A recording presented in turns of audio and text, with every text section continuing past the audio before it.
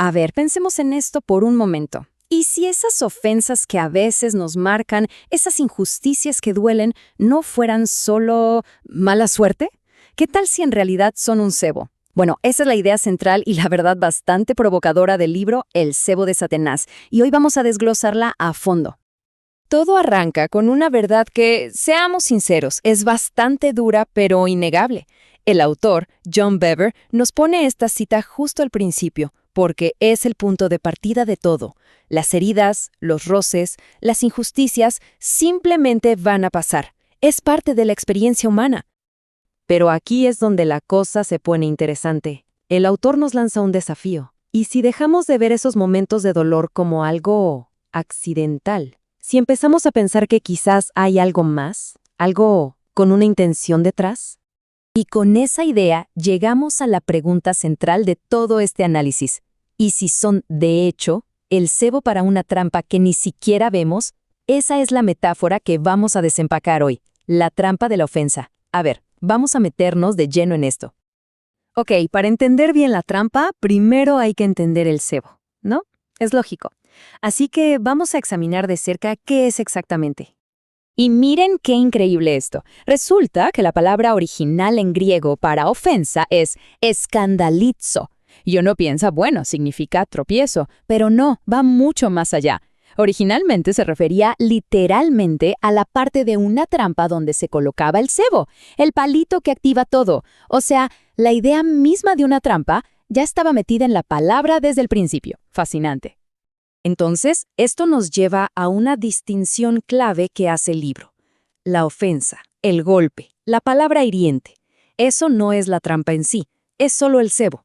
La trampa se cierra, ¡pum!, cuando decidimos morderlo. Y morderlo significa dejar que esa ofensa se instale, que el rencor y la amargura empiecen a crecer por dentro. Ahora, la gran pregunta es, ¿por qué funciona tan bien esta trampa? ¿Qué la hace tan efectiva? ¿Por qué es tan fácil caer y, peor aún, quedarse atrapado sin siquiera saberlo? Bueno, el libro lo explica con esta comparación. Por un lado está cómo se ve la persona atrapada. Soy una víctima. Tengo todo el derecho a estar enojado o enojada y tengo que protegerme. Es una visión totalmente justificada desde su perspectiva. Pero, por otro lado, el diagnóstico del libro es distinto.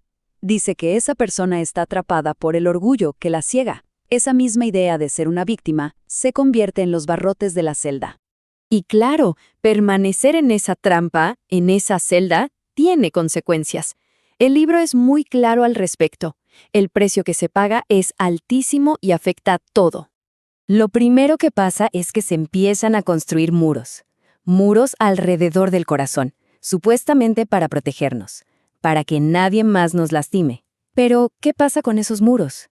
Lo que empieza como un mecanismo de defensa, un pequeño refugio, poco a poco se transforma en una verdadera prisión que nos aísla por completo.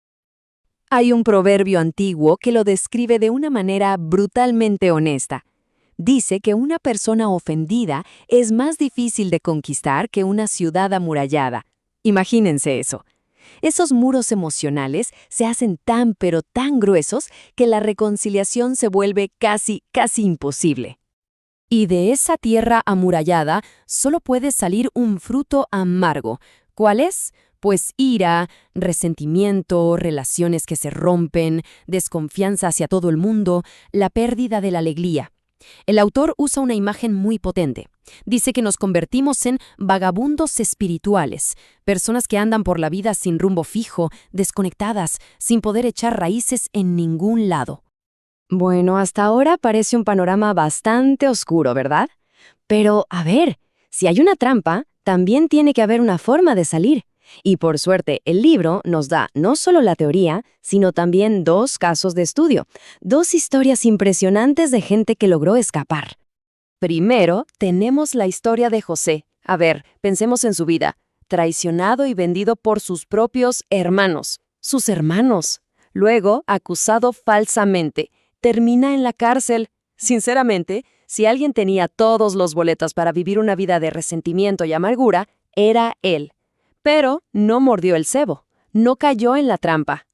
¿Y cómo lo hizo? ¿Cuál fue la clave? Bueno, aquí está. José cambió la narrativa.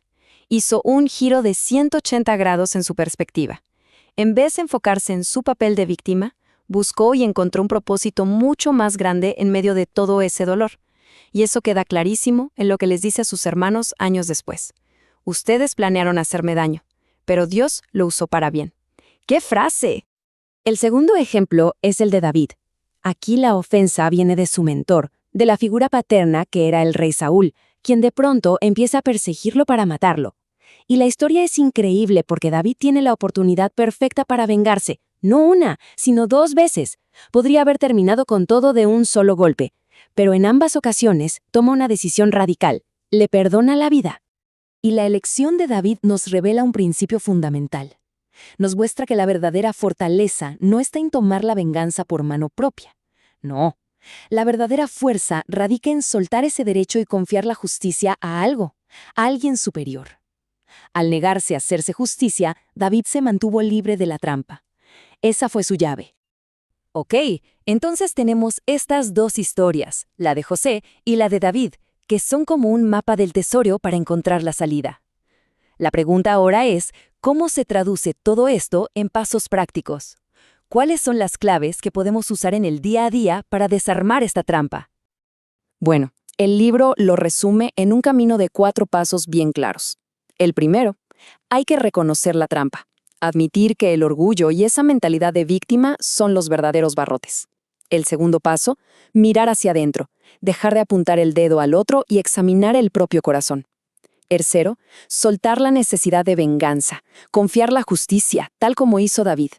Y el cuarto, y quizá el más difícil, elegir perdonar activamente, reinterpretar la ofensa, como lo hizo José. Al final, la conclusión es potente y clara. No podemos evitar las ofensas. El cebo va a aparecer una y otra vez. Eso está fuera de nuestro control. Pero lo que sí está 100% en nuestras manos es la decisión de morderlo o no. Y esa respuesta, esa pequeña decisión, es la que termina definiendo nuestro futuro.